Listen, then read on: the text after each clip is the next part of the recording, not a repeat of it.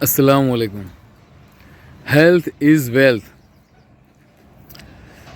તંદુરસ્તી એ સૌથી મોટી નહેમત છે. હવે હાલ સખત ગરમી પડે છે, સખત ગરમી, તો આપણા શરીરને લૂ લાગવાના ચાન્સીસ ખૂબ જ વધી જાય છે. તો પહેલાં તો લૂ લાગવાના કેટલાક ચિહ્નો. જો લૂ લાગે તો શું શું ચિહ્નો આપણા શરીરમાં જણાય એની થોડી ચર્ચા. તો શરીરમાં બિલકુલ શક્તિ ના હોય એવો અહેસાસ થાય, માથામાં એકદમ ગરમ ગરમ અહેસાસ થાય, ગરમી અંદર ઘૂસી ગઈ હોય આપણે લેમન લેંગ્વેજમાં એ પ્રકારનું ફીલ થાય, શરીર એકદમ લૂઝ થઈ જાય, બીપી ઘટી જાય, થોડી ગભરામણનો અહેસાસ થાય, બિલકુલ શરીરમાં એનર્જી ના હોય એવું ફિલિંગ થાય.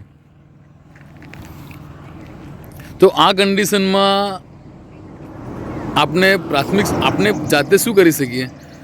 તો પહેલાં કે જ્યારે આવું કંઈ થાય તો છાંયડો અથવા તો જ્યાં ગરમી વધારે ના હોય એવી જગ્યાએ જઈને બેસવું.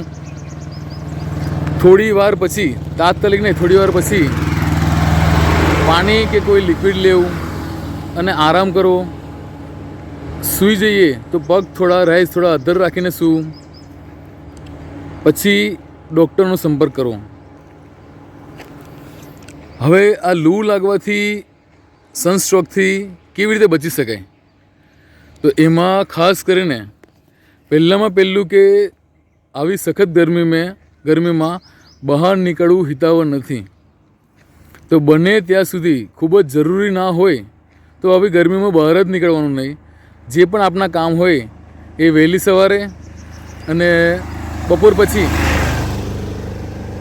એ કામ આપણે કરી લેવા, એ વધારે બેટર રહેશે. બીજું કે આ ગરમીમાં ખૂબ જ પાણીનો ઉપયોગ કરવો અને લિક્વિડનો ખાસ કરીને ઉપયોગ કરવો. જેમ કે પાણી વધારે પીવું અને ઘણા બધા લિક્વિડ એકી સાથે નહીં લેવા, થોડા ડિસ્ટન્સમાં, થોડા અંતરે લેવા. કલાક, દોઢ કલાક, જેવી રીતે પહેલાં દૂધ લીધું તો કલાક, દોઢ કલાક પછી લીંબુ શરબત લો, કલાક, દોઢ કલાક પછી કેરીનો શરબત લો. એવી રીતે લિક્વિડ લેવા. કયા લિક્વિડમાં કયું વસ્તુ વધારે લઈ શકાય?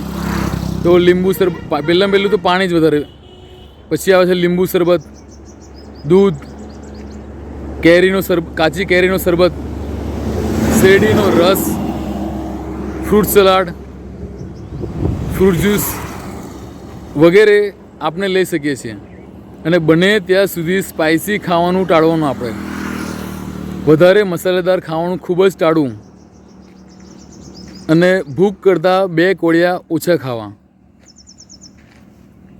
આનાથી આપણા શરીરને ઘણો બધો બેનિફિટ થશે અને બહારનું ખાવાનું પણ આપણે ટાળવું, એ વધારે બેટર રહેશે.